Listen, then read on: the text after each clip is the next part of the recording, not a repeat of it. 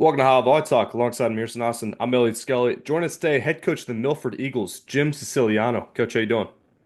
I'm good. Thank you. Thanks for having me. No problem. Now, all right, look, to be honest with you, Milford's not typically a team we talk about as having really successful seasons, but you guys have had a great year so far. It seems like you're turning that around. And it seemed like the first point we really started looking at you was your big win over Loveland, fending off a reverse sweep to win in five. What was that night like? Yeah, first, if I can give all the credit to my athletes, especially my seniors, that group.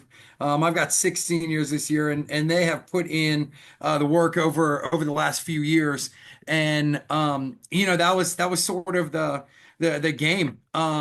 We kind of jumped out a little bit early, and then kind of forgot a little bit how to play volleyball.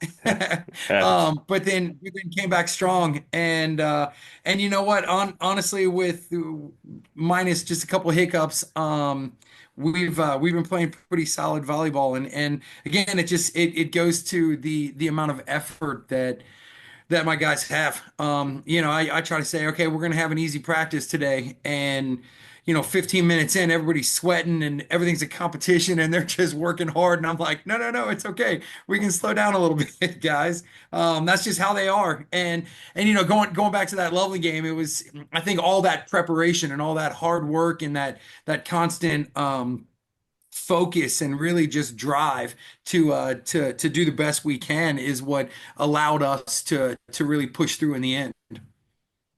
Now, shortly after, you head to Sycamore for a tri match, defeating the hosts in two before dropping your first match of the year to Taylor. What did you learn at that try? Well, we came out really strong. We knew Sycamore was going to be a really good team, and they are. They are a very good team. Um, and so we came out just kind of firing, and we played really well. And then we just kind of fell into just going through the motions a little bit, and we got caught several times. We won the first game against Taylor, and then just started making just silly mistakes. Serving the ball in the net, out of bounds. Not really trying to force Taylor into really doing very much, or having to do very much, because like I said, we're hitting the ball out of bounds, we're serving in the net, not really even making them have to make a choice Sure. on passing it and whatnot. And I think really that allowed us to really kind of refocus with what we were doing. We had a pretty good run up until then, and then afterwards, that next day I walk into the gym and the players have already been talking. They've kind of gotten together, and they decided that, you know what, that's not how we're going to play this season, and we're going to really work hard and kind of refocus what we're doing, eliminate some of the errors, those little mistakes, and just play the best volleyball that we can play. Now, when you take a look at your schedule, again, the thing that really stands out to us and a lot of people is the fact that you guys did win the ECC this year. A couple of four-set wins over Walnut Hills, who has really run that conference over the years. What was that process like to, one, get to the throne, and two, really, get to that goal in general? Yeah. It's our very first open gym months ago. We got a new facility, so we're able to have some open gyms a little earlier. Got a new field house. And that first open gym, we met with the guys and we said, look, we feel like we've got a pretty good opportunity this year. We've got some good players. They've really gelled quite a bit, especially in the off season. And so we set the goal. We said we think that ECC championship is within reach. So we gotta put the work in, starting early on. And it was just, again, it was that sort of drive by my seniors, that they said, you know what, we do believe that we can kind of make a splash this year. And with it being officially the first year of ECC, because we didn't quite make the number of schools in previous years. We played it as a conference, but Mhm. officially this was the first year, and we said, hey, we can do something pretty special and be the first ones. But we knew Loveland was going to be a really good team. Sure. Um, Lebanon's played pretty well this year as well. I mean, all of the teams have, but we knew really Walnut was that goal we wanted to accomplish. We wanted to go and take them down. They're a very, very good team, very talented team. They got a great coaching staff to really get them to that higher level. And we played at Walnut Hills our first game, and I don't think a lot of people in this area realize that we could be as good as what we've been able to play this year. And so we came out and we said, all right, if we want to be the champions, we gotta beat the best. Sure. And we came out, and yeah, I think we had all the energy. We really had a solid focus in that evening, and we said, you know what, this is our chance. Let's do it. And we played very well. We have a tendency to play better against better teams. Sure. Where Yeah. where in years past, sometimes we'll play up, but just not necessarily have enough to finish. Yeah. Hmm. And now that's what was different in the first game. And then we had the opportunity for them to come to us at home, and we had a big crowd. We had a lot of noise. I gotta give a shout out to Zach States, our home announcer. He Nice. can he can really make some noise. And our athletic director, Aaron Zelka, he's fantastic. We got the video boards going, and the music, and all the fun stuff going. And it was electric. And it was funny because our athletic director came up to my assistant coach, Mike Jackson, and I before the game, and said, hey, I've cut down basketball nets for championships. I've even cut down a soccer net. It's like I've never cut down a volleyball net. And I was like, you sure about that? He's like, you win, let's do it. And so that was a little bit of motivation. And when we won, we did have that opportunity for the first time ever to cut down the volleyball net. So each one of the guys have a section, and we've got, big old pieces. We've got a bunch of pictures. That was a lot of fun on that night. Again, it was our opportunity to kind of fulfill something that we had um, really decided, really set as a goal early on in the school year that we were gonna really try to push. And Sure. so it was very nice. It was wonderful. That's awesome, man. Outright ECC champs. Actually cutting down the net was something the first time I ever saw was you guys doing it. And I was like, that's kind of weird. And then Right? Long Beach did it when they won the national championships. Like, maybe they got it from Right? you. How great Who is knows? that? Yeah, that's pretty cool. So, obviously with a team that ECC champions 21-2, I believe right now, what are you That's looking correct. at Yeah. when you're looking at your playoffs? What are your goals you talk about? We'll get to Sick more in a second, but like before that, what were you talking about with your players' playoff goals? Yeah, we were even talking about that today in practice. We just said, we're having so much fun. Hmm. And that's the thing that I really like about this team is we're serious when we need to be serious, Sure. but volleyball is so much fun. It's such a great sport. And it's one of those things that you can play for the rest of your life. And so our real focus this year is just have fun. Because when you're having fun, you naturally play so much better. Sure. And that's really been kind of a calling card for some of our guys is everything's a competition. We work hard, but man, we have a lot of fun. And that's really sort of the focus as I run through the ECC, and then as I run through the playoffs. Because I'll be honest, Region 4, which is in the south of the Stacked. state, it's a crazy, crazy part of the state to try to work your way through. I mean, first round games are next level type stuff, Right.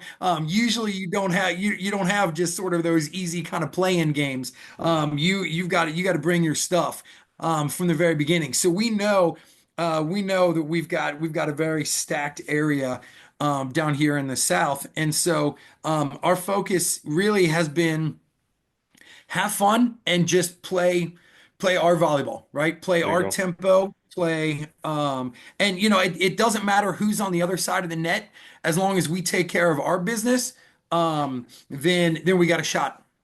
Sure. So There you that's go. sort of really our focus with the playoffs is just play our game and we'll see how the chips fall, right? There you go. Well, I mean, speaking of playing your game, you just swept Sycamore earlier this week, a great team down in the South. What was that game like? Yeah, that was, and their head coach Stan over there, he's a Mhm. great guy. Yep. Yeah. Really phenomenal coach. Really gets his players ready. We had played them in that try match earlier. It was a tight match, but we were successful. We ended up winning in two. And we just talked with the guys before that game and just said, here's our opportunity. We kind of send a message and say that we are for real, and that we do have the ability to play with some really great teams. And we came in again, everybody's smiling, having a good time. We're trying things. We're running with pretty good tempo and putting up some blocks and just again it came down to just playing our game and really focusing on doing the little things that we needed to do, and then be able to recognize some of the things they were doing and then to adjust to that. So adjusting our blocks, where we're playing defense, if they're tipping, being able to call that out and crashing on a tip, getting my left back, right back, crashing up and middles coming over and covering and being able to really just kind of focus on those little things. And when we do that and we have fun, then we're a pretty tough team. And we were able to have a pretty good solid outcome with that game in winning in three. So, All right. So we talked about the gauntlet a little bit earlier of Region 4. And, after beating Sycamore, you're now taking on Lakota East. And mhm. again, Lakota East, one of the best teams in the GMC. They've been Yeah. in our top 10 all year, but they're a step below some of the GCL teams that we've seen. So Mhm. it's you guys going up against Lakota East, the top two public schools Mhm. in Region 4. What does your team need to do to be successful on Friday? Yeah. Honestly, looking at it, how we've been playing this year, how they've been playing this year, I think we stack up pretty well with them. They've got very strong right sides, and we've got very strong outsides. So that really helps. Our middles are pretty close. I think their top middle has 66 blocks, and our top middle has 63 blocks, and yeah, so I feel like we're pretty close to each other and how we play. Actually, Lakota East head coach used to be a girls coach at Milford with my varsity assistant coach. So we've known Brian for a number of years. And so it's kind of funny. You look at boys volleyball and it's such a tight knit community, especially down in the South. I coached this coach and I coached that one, and we were friends and we've coached together, and kind of all that stuff. And so we know that they're a really good team. They're a really solid team. And so we're really gonna try to focus on some of the things that we can do, how to kind of adjust to some of their strengths, recognize where we can hit the ball, where we can serve, being aggressive and trying to play with a lot of tempo and trying to beat kind of where they're going, where they're at with the blocks and put our guys in the right position. And so knowing them helps. Yeah. We didn't play them this year, but we usually play. I think last year we scrimmaged with them, so we've been pretty close, especially the coaches knowing each other and whatnot. So I feel like we have a pretty good understanding of who they are and their strengths, and so we're really going to try to focus on again playing how we play and making some of those adjustments as we go, and really just trying to play hard, and and we'll see how things go. Yeah. So that's the first step of this gauntlet ahead for you. That's going to Yeah. be on Friday evening, which is the day that this will air. So a Oh, win over the Thunderhawks, and you have a match against the defending state champion in the Saint Xavier Bombers looming next week. Again, when you take a look at these potential matchups, how much do you look ahead, or are you guys in a truly survive and advance mode right now? You talked about that fun mentality. In what way, does it waver on the spectrum? yeah. I mean, you always want to do everything you can not to look ahead Yeah. and not to realize, hey, we've got a very tough run. Like you said, it's a tough gauntlet to get through. And so really right now our focus is on Lakota East and being able to play the best match that we can play against them. And then we'll have a few days to if we can win tomorrow night, we'll have a few days to really focus. Saint X is a great team. I've known I've known their coach and that program for a while. I when I was in high school, I played on another GCL team, a rival of Saint X, and so I'm familiar with where they're at. Again, great coaches, great players. They've got, I mean, they've got different levels of players that have played clubs since probably about third grade, Yeah. third and fourth grade. So they've got a lot of talent. They've got a very strong feeder program, and so that's where we've, and I think especially the Dakota East and Sycamore and Loveland, some other really tough teams in our area. We've really started to develop some of that feeder program. Trying to get some of the younger players. I've got more freshmen in my program this year than I might have had in the last 5 years combined. And just really trying to develop some of the younger guys. I mean, like I said, my strong middle is a sophomore. My number one hitter, who is last time I checked, I think he might be leading Division I in the state. Bryce Fillman, he's a sophomore.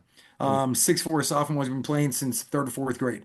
Wow. And so just having that sort of level of talent is what's going to allow for some of these public schools to be able to hopefully be able to compete with some of the private schools that have had programs, have people playing in programs for a long time. So I try not to think about it.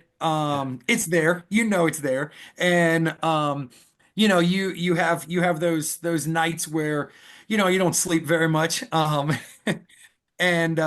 you're just kind of constantly thinking about, well, what can we do in this situation? What can we do in that situation? And I'm very fortunate. Like I said, I've got a great staff. Jacqueline Parsley, my JV coach, and Mike Jackson, my varsity assistant. We work really well together, and so we really kind of try to work through different scenarios and what can we do in this situation and try to coach our guys up the right way to just allow for us to be ready for different scenarios and again, though, a lot of it just comes down to just being who you are, being true to yourself, true to your team, and playing the best you can, and then we'll kind of see how everything turns out. 100%. Well, Coach, sounds like you got a great group of guys. Sounds like you got a great plan for the future. So maybe we'll be hearing more about Milford. Good luck tomorrow for us, today for people Yeah. watching against the Dakota East. Good luck. Thanks for coming on. Thank you. Yeah, thank you so much. All right, that was Jim Siciliano. We're deep into the playoffs now, starting to get past some of these, kind of filler opening matches, getting into some good stuff. Okay, first up, Region 1. This was actually insane. Western North, the 16 seed, lowest seed in the Region 1 after beating Delaware Hayes, almost upset Pickerington North. Took them to 5 sets. They were up 2-1. Could have beat them. I don't think Jordan Dyer played the first 3 sets, and then they put him in, but I mean, it was still close. Like I don't know. That one was crazy. And honestly, kind of lowers my opinion of Pick North a lot. I feel like Berlin's got to feel like they got a much better chance now. What do you think about that?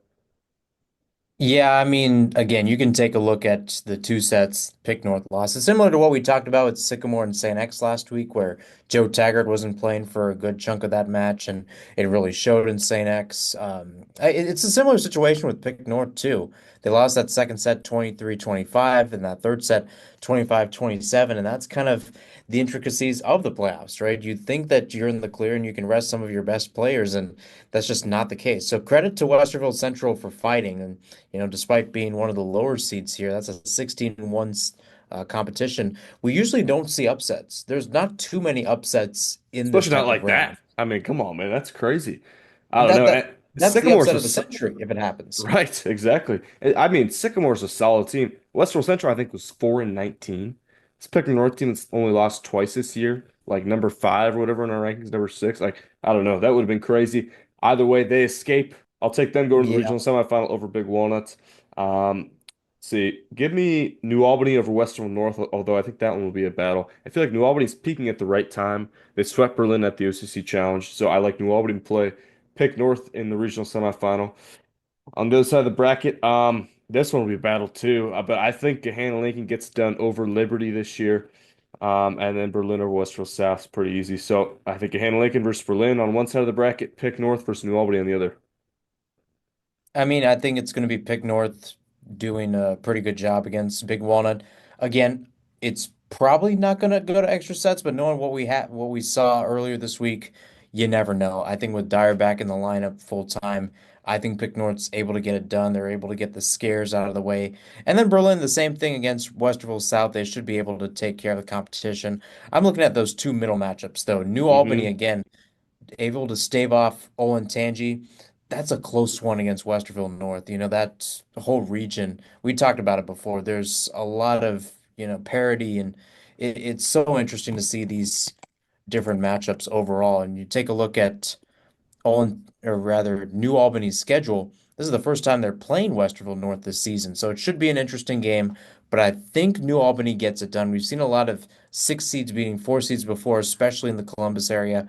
I think it happens. And then Liberty against Gahanna Lincoln. Again, we haven't talked about Liberty before because this is essentially a rebuild year for Dave Hale and crew. And the fact that they have, worked their way to a fifth seed shows what they have been capable of this season. So credit to Liberty and what they've done. Gahanna Lincoln, they've been going back and forth with Pick North. They've kind of been flirting in our rankings overall. Olentangy Liberty 13-10 this year. They'll be going up against Lincoln. First meeting of the season between those two teams as well. But I have to agree with you, Elliot. I think even though we have talked about Lincoln and how they are very similar with Pick North in ways where, yes, they have some competition, but it's not as strong compared to other teams we have either seen in the top 10 or in other regions. But that being said, I think they get it done against Liberty. So in that first regional semifinal, I would have Pick North against New Albany, and then the second one would be Berlin against Gahanna Lincoln. Beyond that, it's kind of interesting. I think Pick North will beat New Albany. I think Pick North is just destined to make it to the final just because of the skill they've played against, and especially within region, they've shown that they are the dominant force. And I think in that other semifinal, I have Berlin beating Gahanna Lincoln just because Berlin has that strength of schedule. And again, they've been in these tough situations before. Jim Cornette wants to strike, wants the schedule strong. And ever since Berlin's made that jump from Division Two to Division One, even though they have been underdogs in these quarterfinal, regional, semifinal matchups, they've wanted to prove to folks that they do belong and they can get those upsets on paper to make it to the next round. Yeah, I'd agree with that. I think this region was always going to be Pick North versus Berlin. We'll see if they can make that happen, but should be a pretty regional final if they both get there. All right, region two. Nothing too surprising. I'll take St. Ignatius over Avon. I'll take Stowe over Strongsville, and then give me Ignatius over Stowe to get to the regional final. The other side, I like St. Ed's over Hudson. I think that one might be a grind too, but I think they'll get it done. Jackson over Medina.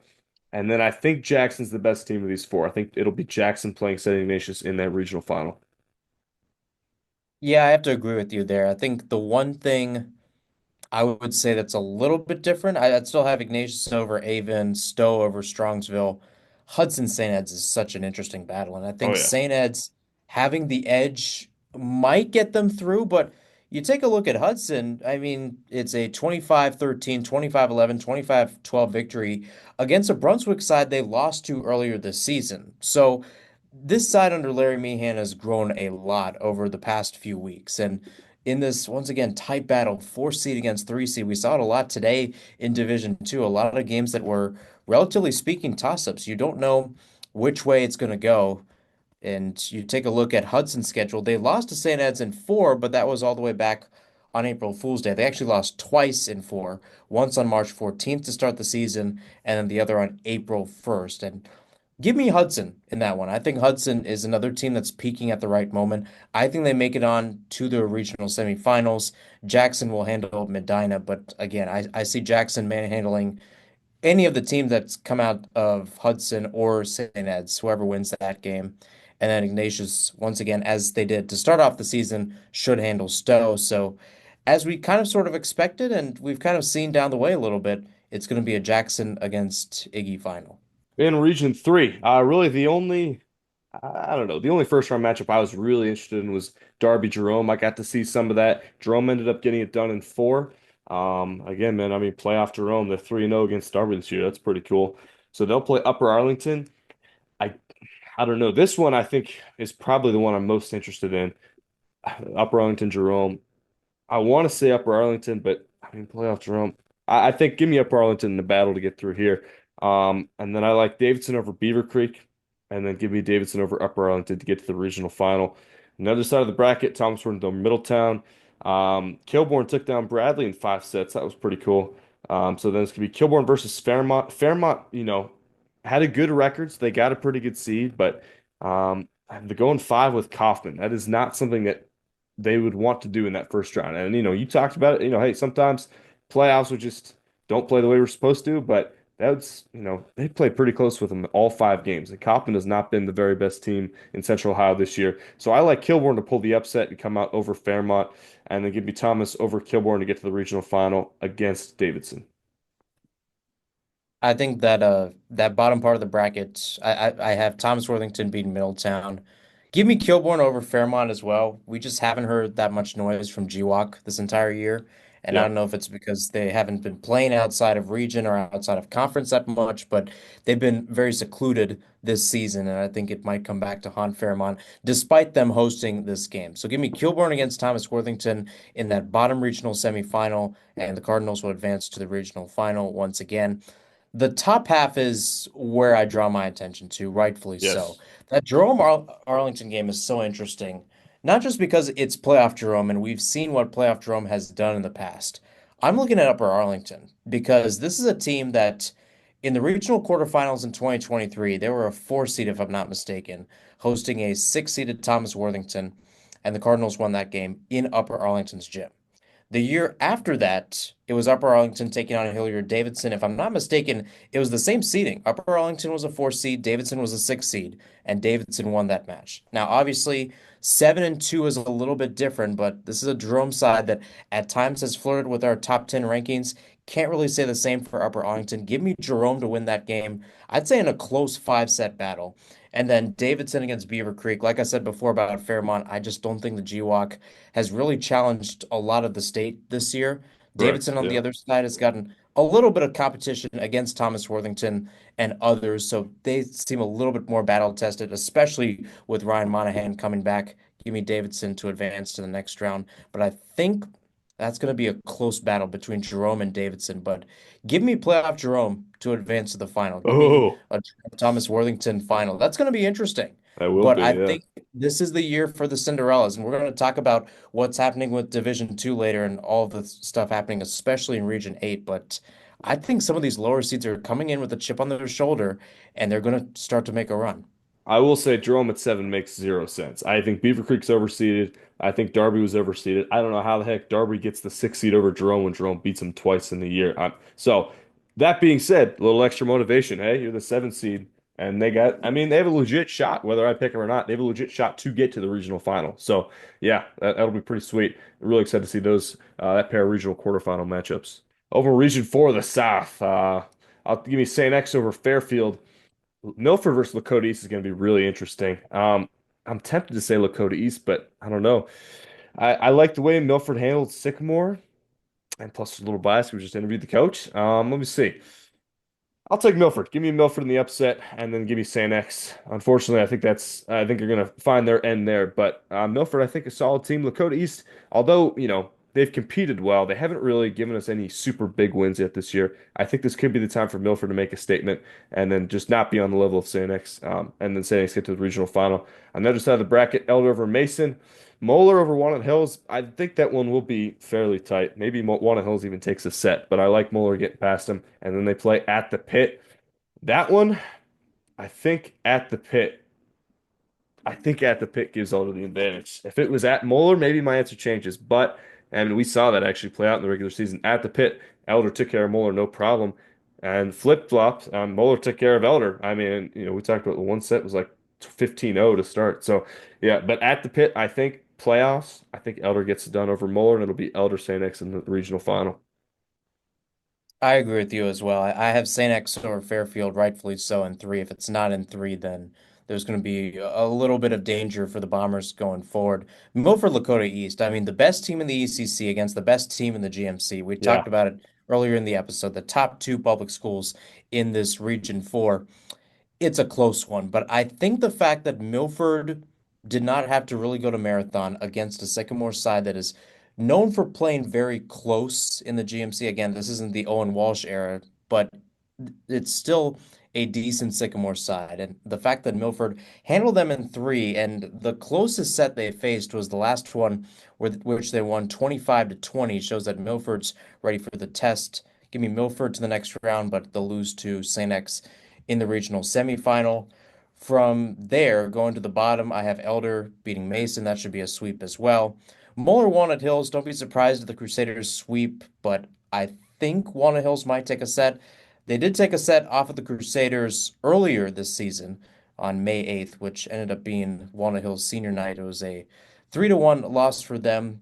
And that one set they took was the third set, 25 to 23. The overall score, though, I mean, it was a relatively close match. Walnut Hills, the furthest they lost a set by, which was the first and second set, was by 5, 25 to 20. So it should be a hotly contested regional quarterfinal. But then again, this is Moeller in the playoffs at the Brisbane Family Center. They'll get it done. Then that takes us to our regional semifinal, which again, I don't think Moeller's luck is going to travel to the pit. And we've seen Elder really regain that home court advantage by beating the Crusaders in the regular season, along with the Bombers, who are the one seed and probably the number one team in state right now. This is an Elder team that prides itself on playing at the pit. And I think Price Hill is going to be rocking that day, but I think the Panthers get it done. So it sets up a two seed versus one seed final, a rematch of the Centerville Elite Eight, which you saw earlier this season. Elder against St. X next Saturday in Mason. In Division Two, Region Five, we've got St. Charles versus the Sales in a CCL matchup. I like St. Charles to come out once he get to the regional final. On the other side, we got Watterson versus Mount Vernon. So Mount Vernon did get it done over Chillicothe, and it was pretty pain-free. I mean, they got a sweep that second set, 25-14. So I don't know, maybe Chillicothe was a little overseeded, but Mount Vernon gets it done, proves them wrong. Let's see. On the bottom.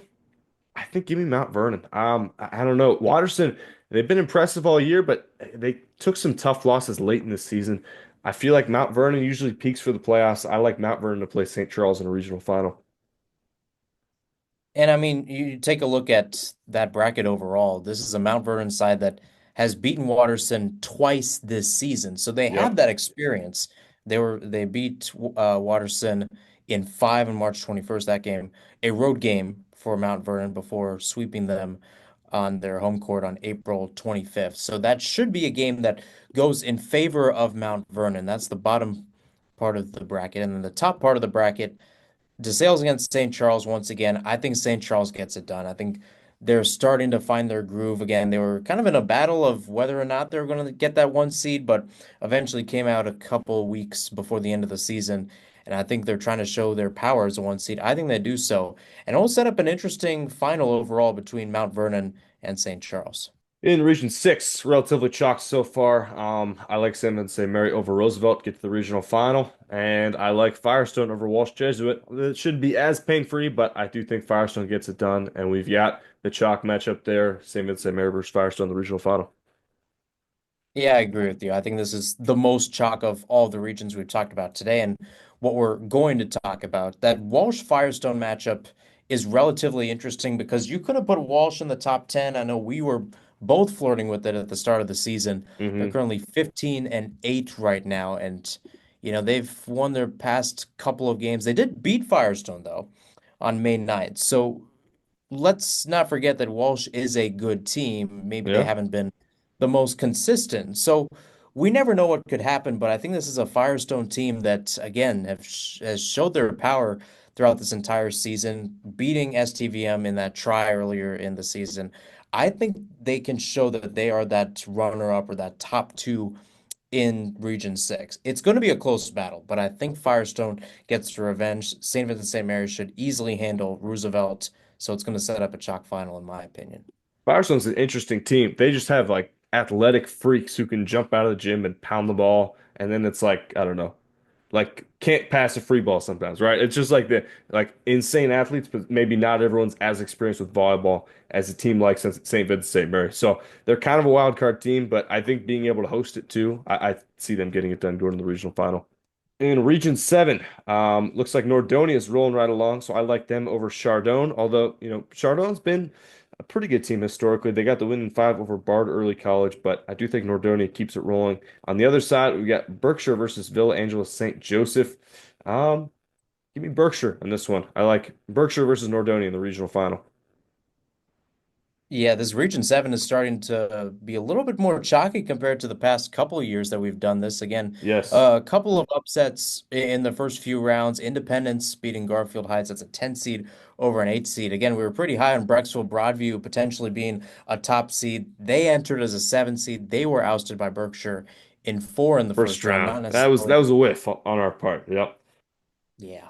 But again, not an upset in terms of seeding, but I think it's an interesting battle. Chardon again has showed their talent, but I think Nordonia, entering Region 7, able to find the right pieces at the right time. I think they get it done. They're starting to prove that they do belong in that one seed. I think they advance to the regional final. And then VASJ against Berkshire. Again, two teams that have made these regional semifinals before and have either been ousted by Independence, Chardon, or both over the years. Now, both of them have that chance to make it to the Elite Eight in Division Two. Give me VASJ. I think they've had a little bit more experience, even when this region was just 7 to 8 teams, but I think they get it done. So give me the fourth seeded Villa Angela St. Joseph against the first seed Nordonia. And finally, in Region 8, some pretty interesting action on this one. Taylor pulls the reverse sweep on Chaminade Julienne.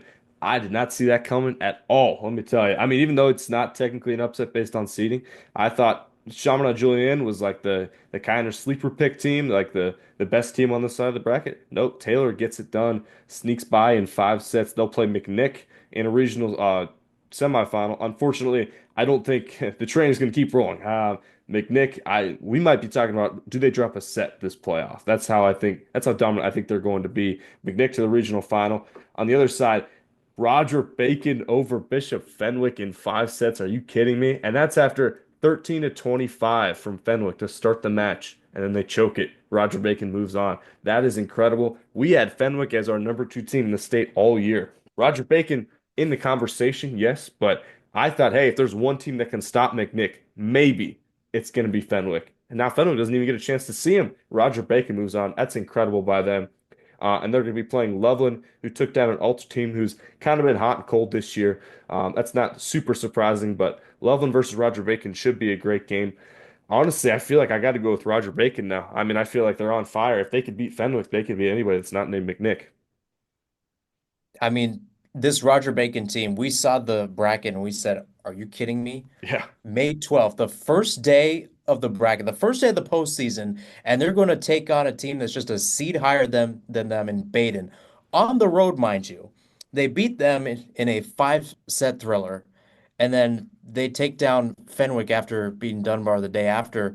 they had decided to beat Baden. So, I mean, this is a really, really good team that is smelling blood in the water and taking the chances when it matters the most. So, credit to Roger Bacon and what they're doing.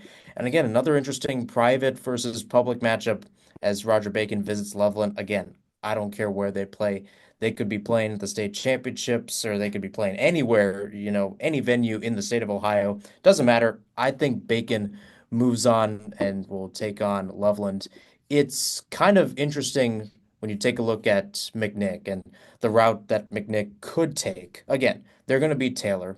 They should beat whoever's on the other side, Roger Bacon or Loveland. But we talked about the fact of could they drop a set? It's kind of interesting. And I'm taking a look at McNick's schedule and the sets they've dropped.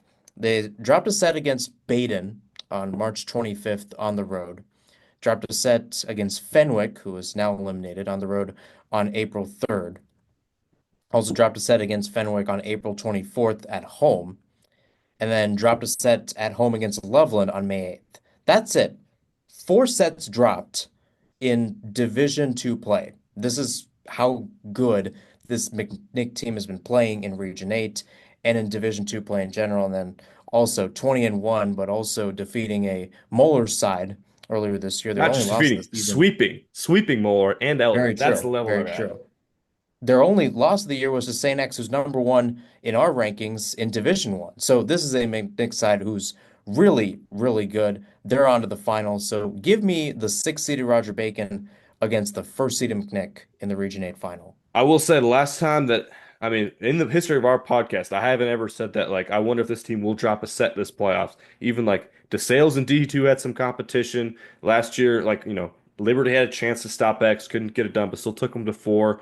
Year before that, I mean, Liberty and Muller were both in it and say next, obviously. But 22 Elder team, that Elder team, I was like, I don't know. Like, they've got a pretty good path. I think there's a good chance they don't drop a set. And it was looking real good all the way up to that state final. So hey, we never know. You could see someone come in and pull a Muller and just upset them after they've been dominant all year. It's a crazy thing about the playoffs. You never know. You have one bad day, someone else has a good day. Season's over like that. So we will see. But they're in great shape right now. With that, this has been a hot VolleyTalk. Talk. Here, any final thoughts? Yeah, I'll just echo what you just said. I mean, this is a lot of great action down the stretch, and we're now entering into the second weekend and the second week of all this action. So there's going to be a lot of interesting things. When we talk to you next time, next week, we're going to have 8 teams left in each division. That's how crazy and how late we are into the season. I mean, this is a lot of great action. This is the type of games. These are the type of events that define a season. So for all the teams that are involved, this is go time, and you want to survive and advance. I just got chills. With that, this has been a hot VolleyTalk. Talk. We will catch you next week.